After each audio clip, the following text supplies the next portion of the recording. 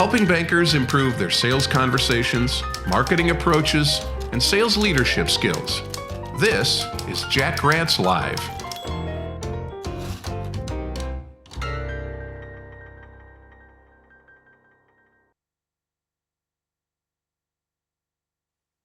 Hello, everybody. Jack Hubbard here, Chief Experience Officer of St. Meyer and Hubbard, the professor of prospecting, if you will, wearing my little prospecting professor outfit today.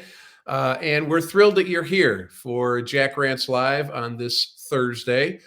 We have a great guest today, and I found him on LinkedIn. Oh, what a shock. He's going to talk about LinkedIn. He is an expert in this particular subject. And one of the things I really like about our guest today is he is quite an engaging writer as well as a speaker. And I know that a lot of you kind of sit back and watch the show and enjoy the practical ideas and help. But if you're an active LinkedIn user or you want to get better at LinkedIn, this is a time for you to be engaged. Ask lots of questions, because for about 45 minutes, we have a great author and a great speaker to talk to us about what's happening in LinkedIn in 2022. But first, a little bit about the show. As you know, we do this every Thursday for the most part. We have authors and bankers and consultants and digital folks, people that talk about digital things in banking, etc. We've got some great guests coming up. Next week, we have Kirby Davidson, my friend Kirby Davidson and my boss at Graduate School of Banking. And we're going to talk about banker education and the importance of that even more so in 2022 and taking your career to the next level. The next week, we have Ron Balmer. February 24th, my friend Ron and I will talk about sales from a digital and from a research perspective, because Korn Ferry, where Ron is involved very heavily at the senior level in financial services, has a new survey out about sales, and we're going to talk about that. And then a unique date, March 2nd, my friend Meredith Elliott Powell is the first one to make her reappearance on Jack Rants Live, and she's going to talk about her brand new book, which is terrific, 30 Days to Sales Success. Outstanding book, easy read, something you ought to have on your bookshelf. I got to tell you that we have on March 4th also, we have Andy Paul. For those of you who know about Andy, he's one of the sales gurus in American history, and he's got a new book out called Selling Without Selling Out, and we're going to interview Andy on March 4th. So we have a pretty good roster of folks that are going to join us, including today's guest, Kevin D. Turner. Now, he uses D, and I'm sure he'll talk more about this, but there are a billion Kevin Turners on LinkedIn, and he wanted to make sure he differentiated himself a little bit. University of Texas graduate, a lot of years at Sony, American Teachers, Inc., where he was CEO. He worked as a sales and marketing professional at Thomas Nelson, a division of HarperCollins, and for the American Heart Association. The most important thing is, in 2011, he and his wife, Dana, founded a great company called TNT Brand Strategies. And I love what he's got in his, as we bring Kevin up, I love what he's got in his LinkedIn profile headline, branding versus blanding. And we'll talk a lot more about that as we go forward. Hi, Kevin. Welcome. Hey, Jack. Thank you for having me here. I'm excited. Well, we've never met in face-to-face and in person, and that's pretty typical these days of a lot of situations. But I know you well because you write often and you write so well about LinkedIn, and we're going to talk about that today. The first thing I'd love to chat about is, and I always love to, when I have LinkedIn experts on, Bryn Tillman or Mark Williams or Viveka von Rosen or yourself, this is a relatively new phenomenon, a relatively new tool, May of 2003. I'm curious how you found LinkedIn and how you started down this path of saying, LinkedIn is going to be a really good thing for my company. And that's an interesting thought. I mean, I joined LinkedIn back in 2005, February of 2005, when LinkedIn used to issue a letter, thank you for being in the first 2 million people, right? And now we're at 815 million, somewhere in there. It's incredible. Ever since the beginning, I realized that, kind of a social platform for business had been missing. I wasn't really big on Facebook, and Foursquare and everything else that might have been out at the time. It just didn't do things for me, but this made sense. And when LinkedIn first came out, there were a lot of CEOs on LinkedIn. And it was one of the first places because they were testing the waters, right? And it was one of the first places you could connect with a CEO that you could never, ever have gotten their attention before. And it still is one of those places. And that is one of the, I think the best things about LinkedIn is that ability to connect. It's really true. And I'm sure in some way, shape, or form that LinkedIn influenced you and Dana to start your own company. Tell us a little bit about TNT Brand Strategies down in Dallas, Texas. And it started as a kind of a side gig, right? People always talk about that. I got involved with, and this really began back in '05, with training people on how to use LinkedIn better, right? I would go to groups that may have like 600 people in them, and they were people in transition. And they wanted to know, how do I get out there? How do I brand myself? How do I take the advantage that this new networking system provided? And so it began that way. I would do a lecture. And then at the end of the lecture, about 2 days later, I would get 10, 15 calls. And they were, Kevin, what did you mean when you said? And you're thinking, I'm like, I don't know. Let's talk about that a little bit. And then they basically would say, well, could I hire you to help me do this? And I was like, yeah, I only do it on the weekends, but yeah, we could do that. And that kind of evolved into this opportunity. Right before we launched TNT, I was international director for American Heart Association. I'd taken them into 140 countries. I was traveling 80% of my month, maybe 90% of my month, one weekend home a month, right? Where I was on the opposite side of the clock, not conducive to raising a family, having a life, those kind of things. I loved what I was doing, but I said, it's time to stop. Let's create an opportunity. And my wife has been an incredible writer for a long time. I won't say how long, but she is amazing. And her style is very different than mine. She is more correct, grammatically stronger. I'm more of one of those digital marketers, right? I blurt things out and they sound great and they twist the words a little bit. I enjoy that. And so when we get together, we create content that is both sound and exciting. And so, that was kind of what we realized. And we said, let's start a business on our own. Let's get out there and do this together. Let's stop doing this as a side gig and let's pull it all together. And that's what we did. So we're enjoying it fully. That's terrific. Well, I want to cover a lot of ground with you today. One of the things that I think people get very confused about is the LinkedIn algorithm. And it was really interesting as I was looking at your profile today, and I was looking at the post that you recently did. One of the folks that follows you basically said, look, why didn't I get this in my feed, Kevin?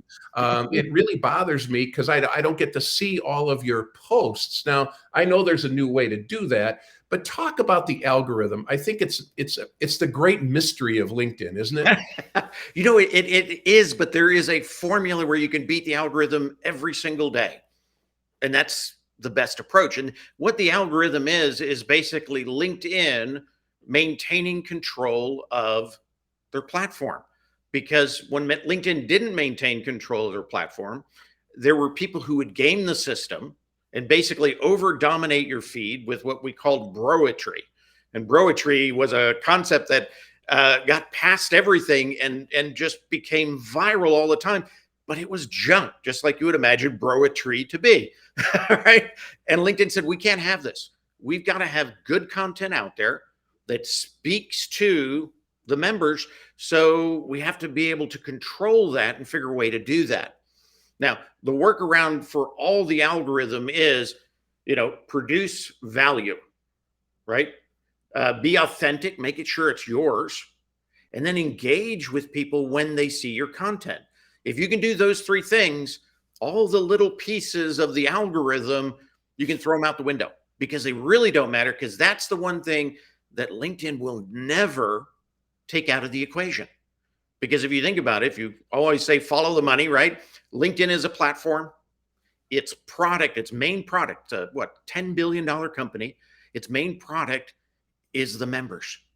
Yeah. We are being sold to recruiters, to business people who want to have sales, and that's all done through Talent Solutions Navigator.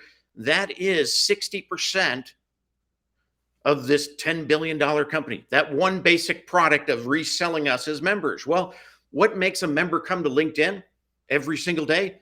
Content, good content. You go there to read, you go there to watch, however you are, right? You go there and you find who that is and you start watching that. So LinkedIn is never going to limit you if you produce value, right? You're consistent in there in doing that. It's yours and you're engaging, you're building the conversation, because LinkedIn knows that's part of the equation that brings more money to their table. Because the more often you come as a member to LinkedIn, the more you decide to adjust your profile and make sure it's accurate, the more you share your own information, and LinkedIn gets a better picture of you and how to sell you as a product, right? So that's really where we are. And with that respect in it, don't worry about chasing the small differences in the algorithm. The other thing that is interesting to me is anybody who tells you about the algorithm is telling you about what it did yesterday. It's a historical perspective. History teaches us a lot, but it doesn't always predict the future. So if the algorithm pundits say, do this, that, and the other, that was good for yesterday. If you do this, that, and the other today and tomorrow, you may be doing the opposite of what the algorithm wants. And LinkedIn controls that. So to control it, they're going to change it constantly. And that's why you never want to chase those little things in the algorithm, because you'll never actually get there. Focus on what they will never eliminate. And that's always going to be your best bet.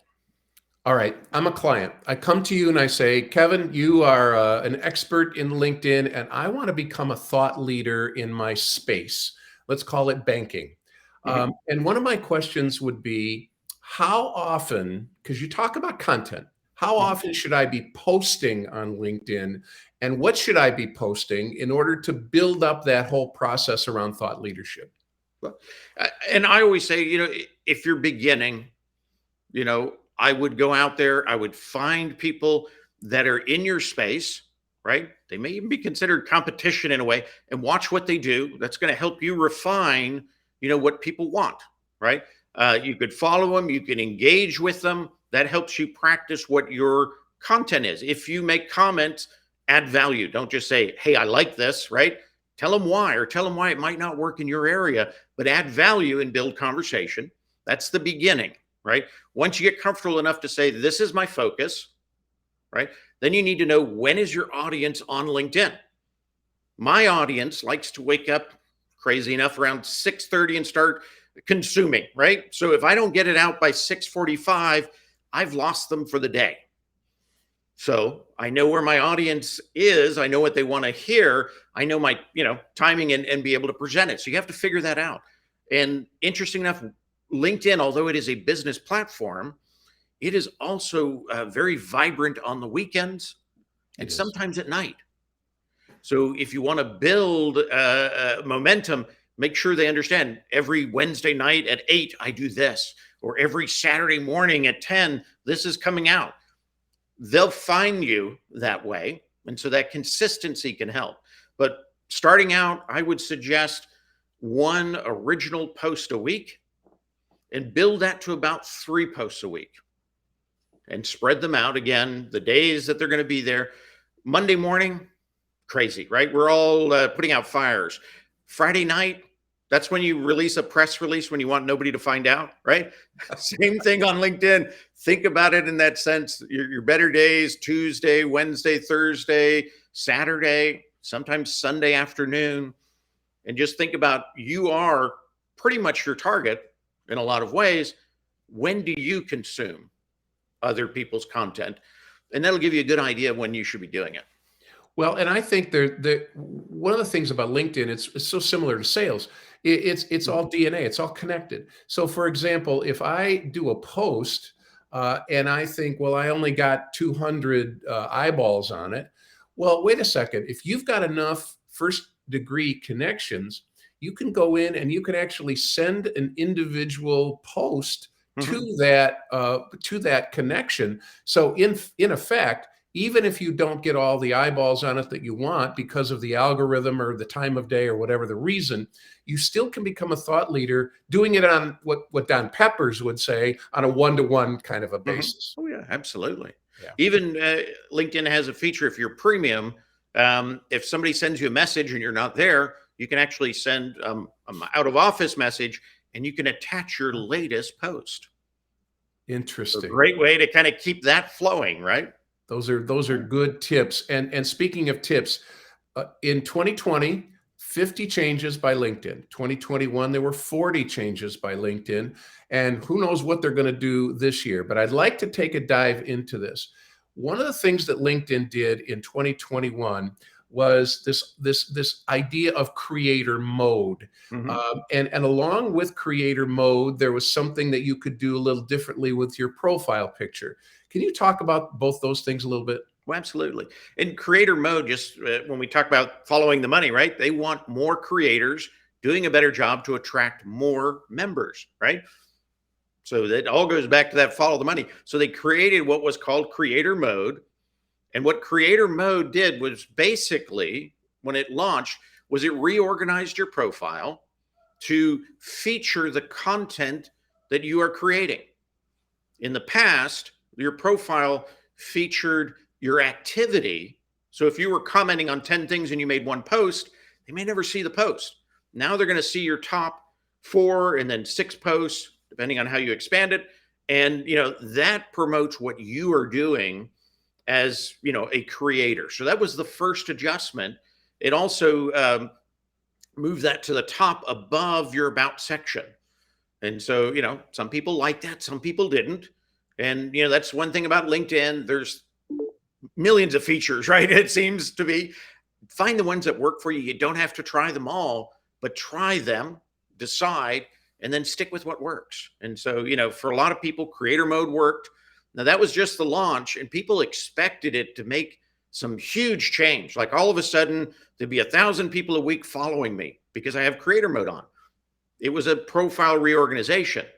What followed creator mode is what they called the accelerator program. That was to find the top 100 kind of voices on LinkedIn that they wanted to help become better creators. And then they opened up what was called the creator manager program. And that is where they went beyond that and found about another 400 of people who wanted to kind of, again, bring their craft forward that they could assist. I'm in that creator program. And so I have a creator manager at LinkedIn, which is nice because it gives you a direct line. I've always believed that you should know as many people as you can on LinkedIn Yep. because sometimes bad things happen and you need a friend on the inside. Right. So this is an official friend on the inside, and they do help you in the process. Look at what works, maybe what didn't work, what they see from their perspective. And they've got great backgrounds outside of LinkedIn, from people who are real big on YouTube to big on TikTok to big on other things like Reddit, where you're writing more. And so they brought a bunch of different perspectives in to kind of help us kind of, I guess, tone the craft that we do. Outstanding. And then I want to talk to you a little bit about the video that you can play in your thumbnail as Yes, well. the But I cover story. also want to bring up Skip Bates. So, Kevin, Skip is just one of the top sales leaders I've ever met in banking. He's a sales leader at Bangor Savings Bank up in Maine, a client we've had for now 16 years. Kevin, Skip asks, I have the impression lots of bankers are using LinkedIn, but I'm not sure about my target audience, i.e. prospects and clients, doctors, dentists, landscapers.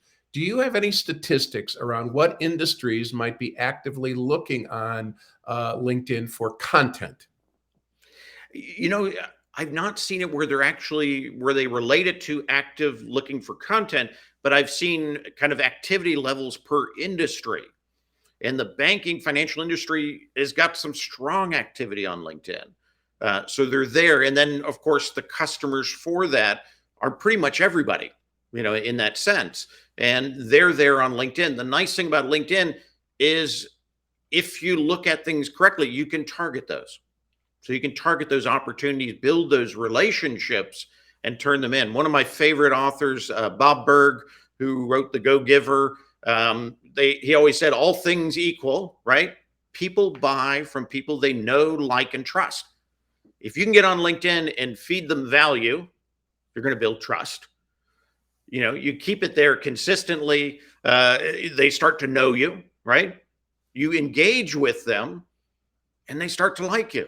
So you can build that equation on LinkedIn and really create a funnel of opportunity towards you that's coming and asking for your services, where you're not technically selling them in the process of the content.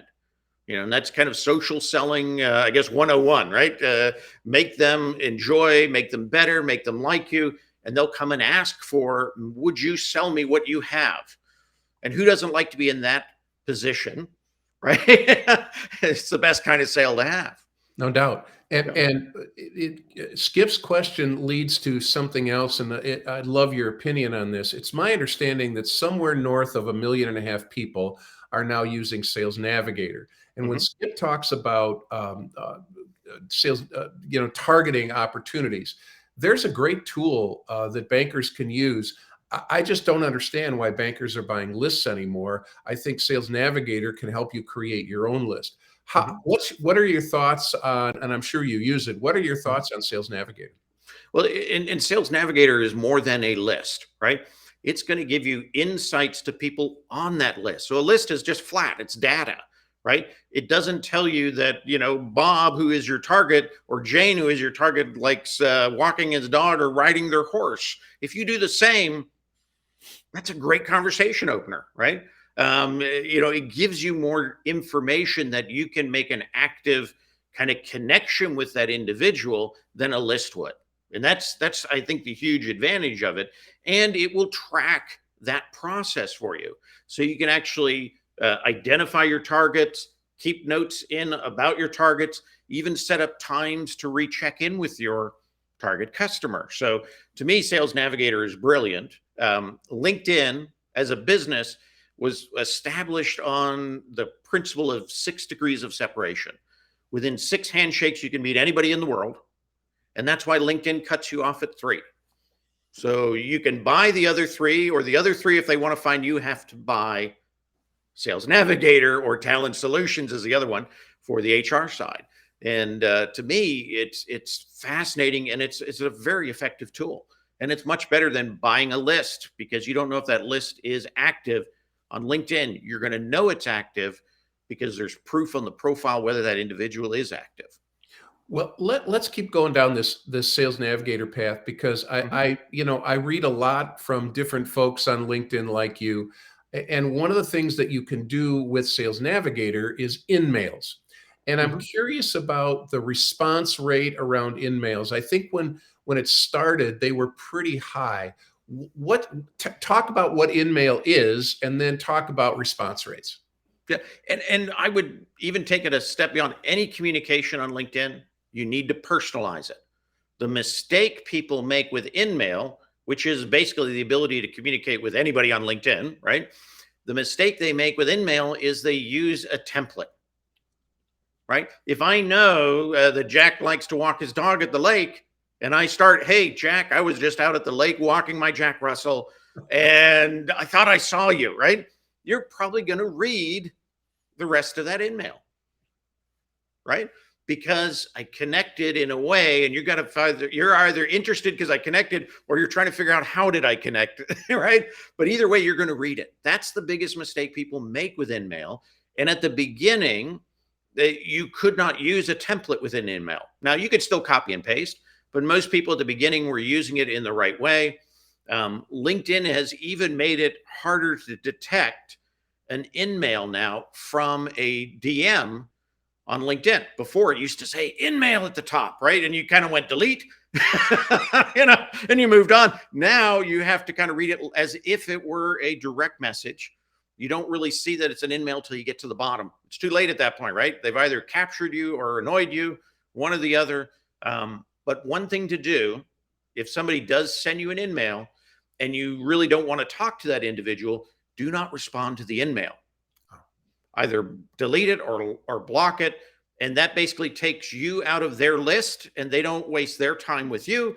You don't waste your time with them. If you respond to it, you've basically now opened up a business relationship, and they don't need InMail anymore to contact you. So That's fair. kind That's of fair. the inside on that. Well, 2022 is certainly going to be a year of change with LinkedIn, and there are a number of different things I'd love to pick at with you in the few minutes we have remaining. One of them is a connection to Microsoft Teams. Mhm. Microsoft being the owner now of LinkedIn, I'm sure that Microsoft, the CRM system, is more engaged with that. And now there's Microsoft Teams, and I picked up that in the article in the post that you Mhm. wrote. What did you mean by Microsoft Teams and connecting that into LinkedIn? Mhm. Well, one of the big things on LinkedIn is LinkedIn Live, right? Where you can have a broadcast like this. Normally, you need a third party streaming service, right? They've decided to find a way to make Teams work that way so that you could actually have like a group conference up here and interactive, right? And so they did that. And one of the nice things that Teams is doing, because it allows to sync to LinkedIn, is when somebody is on that Teams meeting, you can actually hover over their picture. It's going to pop up a little box and tell you a little bit about them. And you can actually click on it. It opens up a next tab on LinkedIn, and you can actually see their profile while you're still in that meeting. So a lot of connectivity there. And I think it's a great thing. The next thing that LinkedIn is doing is native video. So you won't have to have a third party streamer. So, a lot of things going on LinkedIn. They spent tens of millions of dollars on new technology stack this year, and it's bringing on things that we never really thought about. It's really unbelievable. Mm. The other thing that's kind of interesting, and I'll kind of capsulize this question because a lot of people have an opinion on groups. I'll have one opinion, you'll have a different opinion, perhaps. But what's really interesting is there are millions of groups out there on LinkedIn. I think LinkedIn continues to try to figure out how to make them better. But one of the things that happened, I'll call it a group newsletter, because Mhm. LinkedIn launched a newsletter in 2022. So talk about those two things: groups, in your opinion, Mhm. and the newsletter, and what you're seeing there. Well, groups are still an opportunity. They've taken some of the tools away from the admin, and that's why a lot of admins walked away from groups. But in a group, you can have a private area, that people within that group can have discussions, and anybody who is allowed to join the group, you can communicate with them directly. You don't have to use InMails or anything else. You have a direct ability to communicate with them because they're in your group. So they can be a really strong place to build communication, to build community, and have those conversations. Uh, the ability to do a newsletter through group, I think, is phenomenal. That was kind of one of the things they took away from groups, was that an admin at any point could send a message out to that group.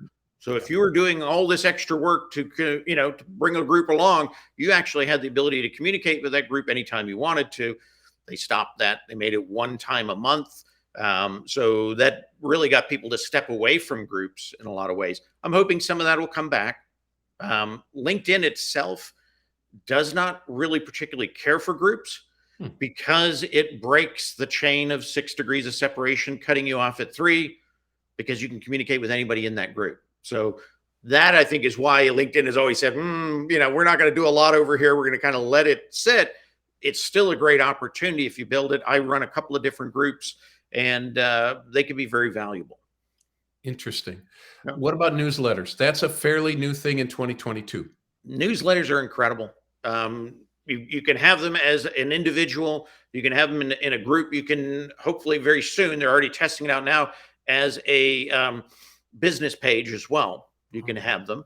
What is unique about that is the first time you write your newsletter, LinkedIn sends it out to every single connection that you have Oh, with the opportunity, would you like to join the newsletter? It is one of the few times on LinkedIn where you can tap your whole network one time.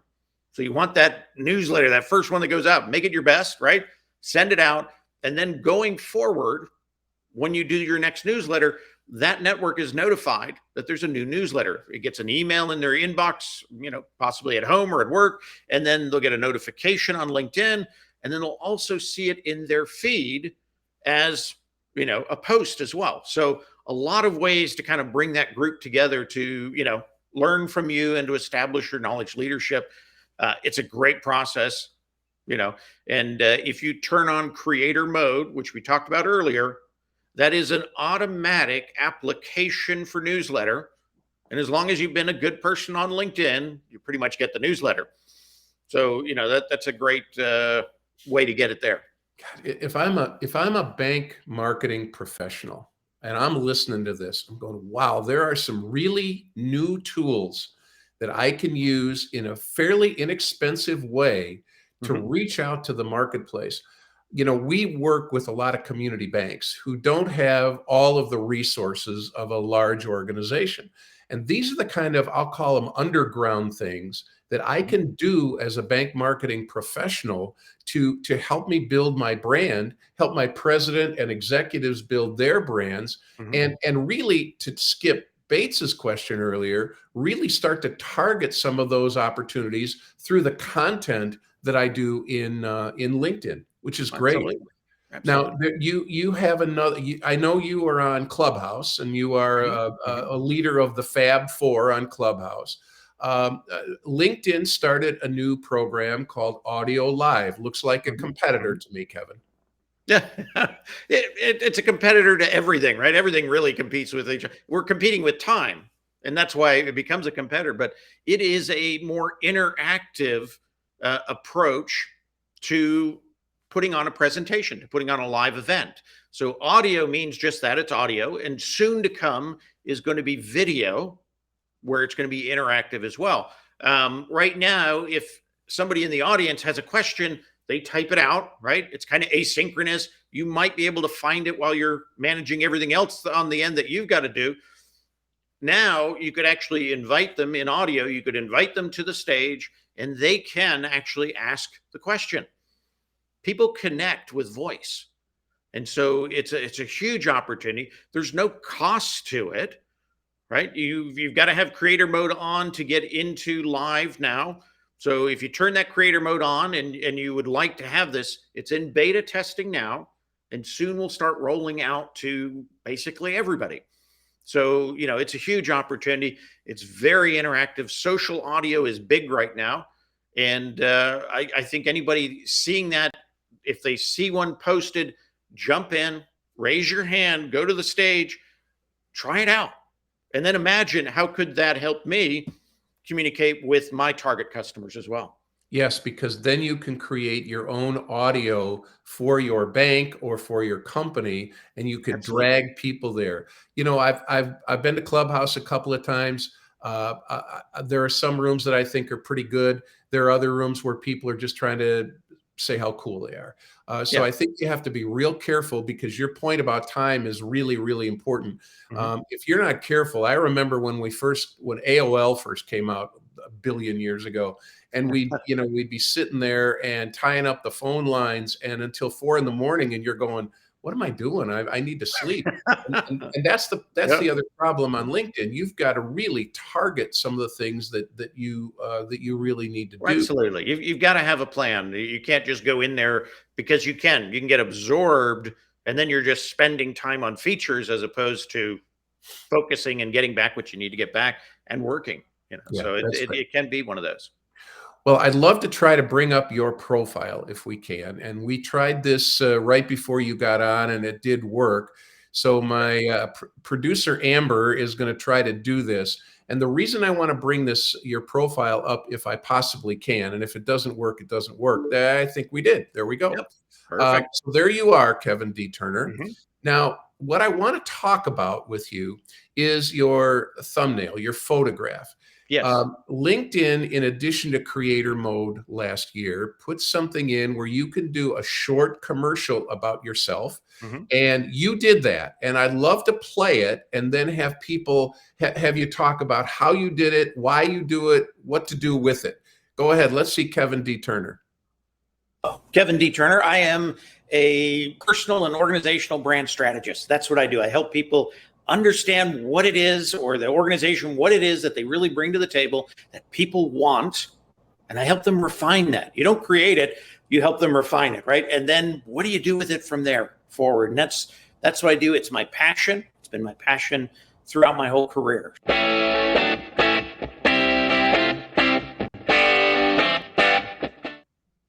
All right. Very cool. First of all, what do you call it? How do you do it? Why should I try it? It is called Cover Story. You can only do it through your mobile. Okay. Now you can create the video. One of the best places to go is Canva. You can do a free account, and they actually have templates that help you do this. So you don't have to be a master at coding, right? Or you can just do straight video. Either one works. But mine actually came from a live broadcast just like this with Jillian Whitney. And Jillian Whitney took what I had said, just cut it out. It was already done. And she plugged it in and gave that to me as a gift. So incredible. But we often forget we don't have to rebuild the wheel every time. We can repurpose the content. And so that was a repurposing of content. It absolutely helps people connect, because before that, it's just a picture, right?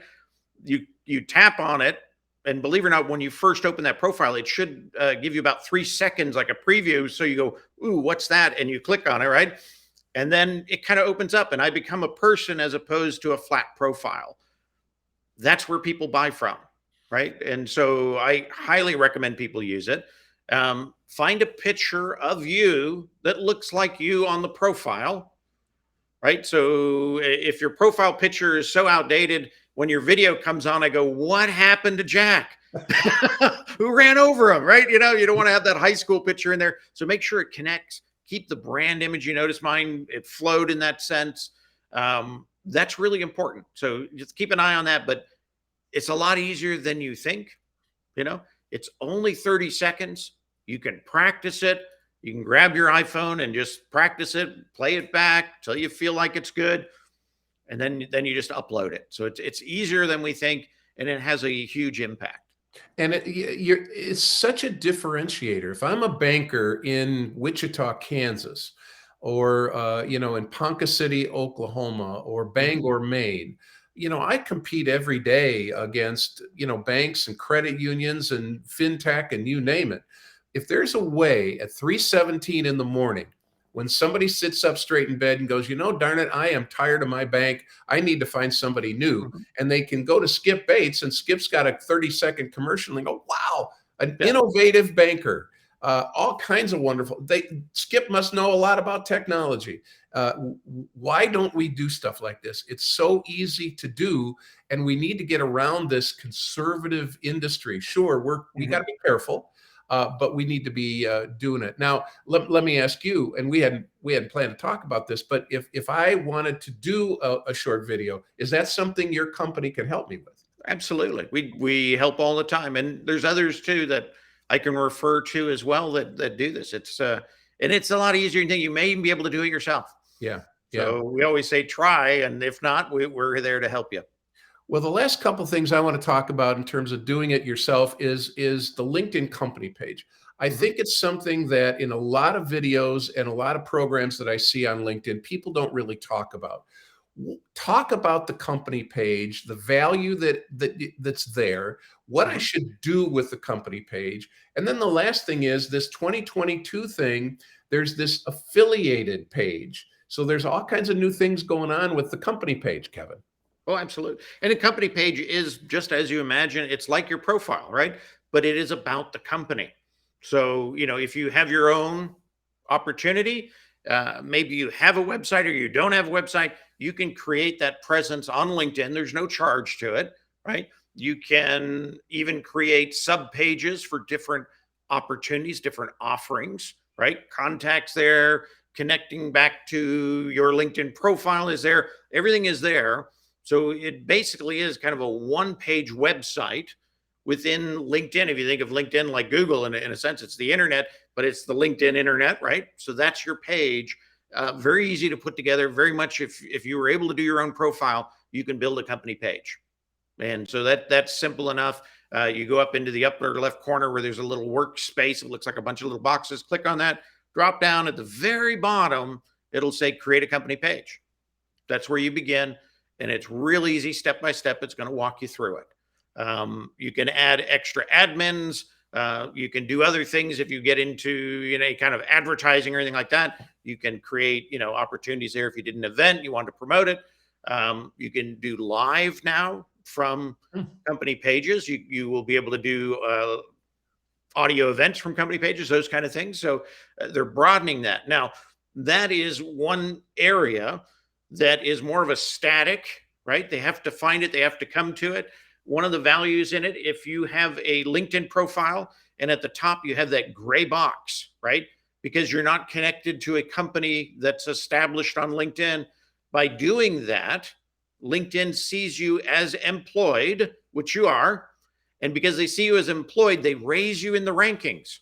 Because if 60% of my business comes from selling members to recruiters and recruiters want employed, and you look like you're unemployed in the database, I'm going to push you down so nobody can find you.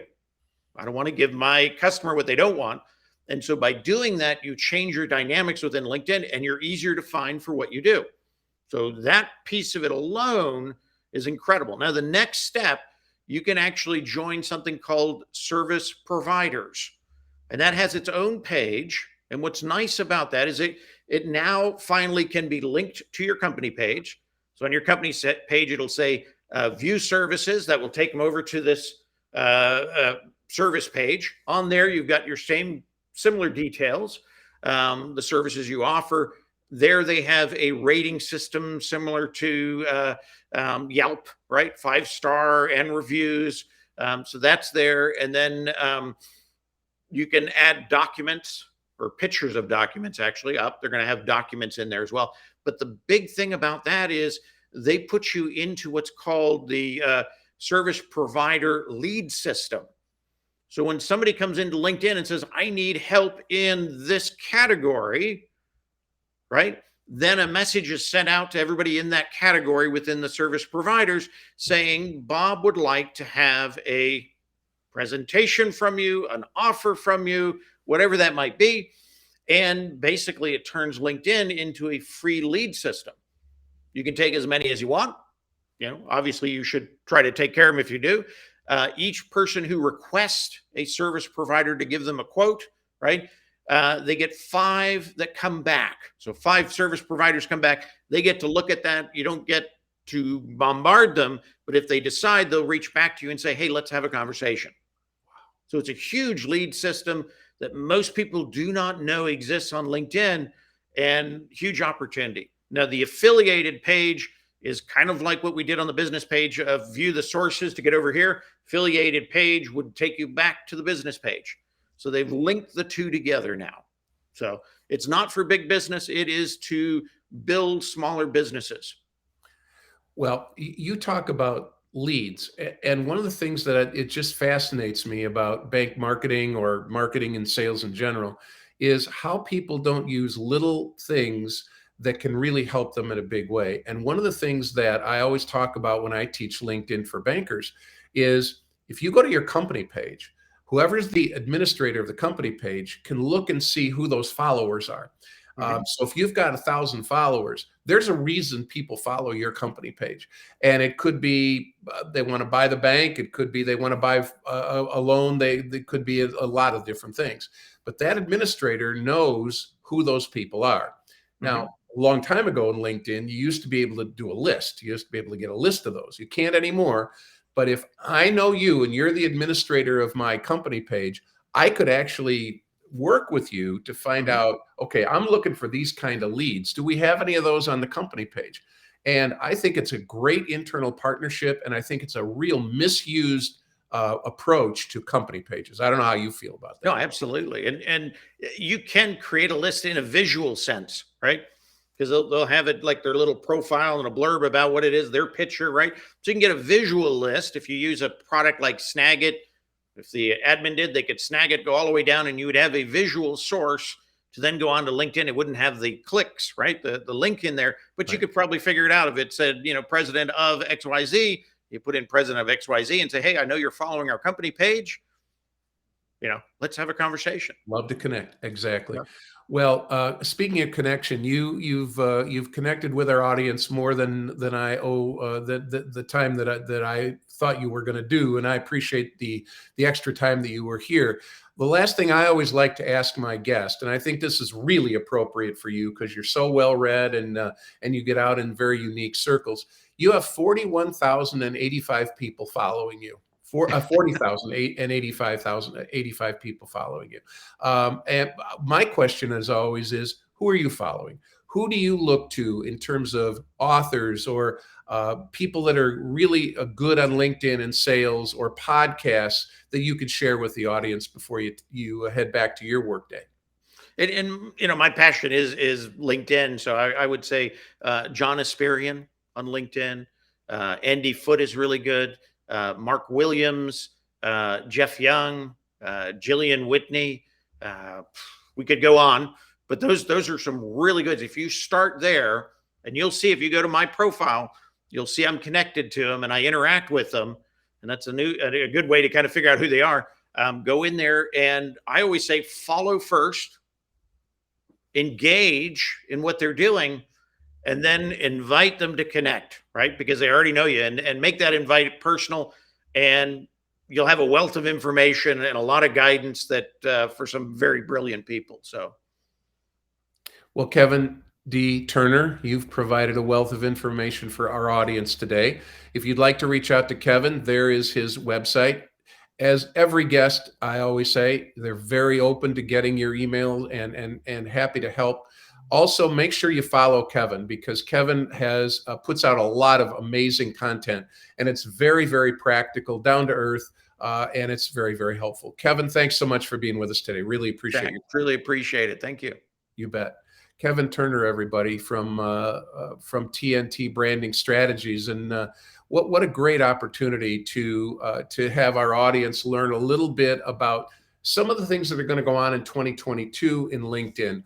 And here's a guy who's extremely plugged in to LinkedIn. So I urge you to follow Kevin Turner, Kevin D. Turner, and great company. Thanks again to Kevin for this opportunity. If you'd like to follow us, one of the things that you can do is to go to the hashtag Rant Pack, which we always talk about. And we write from time to time there. And there is the actual photo of the hashtag Rant Pack. It's a private group. I will put in articles, we'll put in replays of all of the Jack Rants Live. I'll do some books that I think are great. There's Meredith Elliott's book. And there's James Robert Lay. So a lot of ways that you can learn some additional things from the hashtag Rant Pack. If you're interested, after last week's session, I think we had 5 people say, hey, I'd like to join. It's a free thing. I'll put things in there irregularly, and you're absolutely welcome to be with us. So thanks again to Kevin Turner today from TNT Branding Strategies for being very open and candid about some of the things that are going on in LinkedIn. And more than that, how to use it in your daily life, which is really, really important. Thanks to you for being a part of our growing audience. We very much appreciate that. I love the comments. I love your thoughts on guests. So if there are any new guests you'd like to have us be there with you, we're happy to do that. Next Thursday, Kirby Davidson joins us. And in the meantime, this is Jack Hubbard, Chief Experience Officer, St. Meyer and Hubbard. Thanks for joining Jack Rants Live, and make today and every day a great client day. Bye, everybody.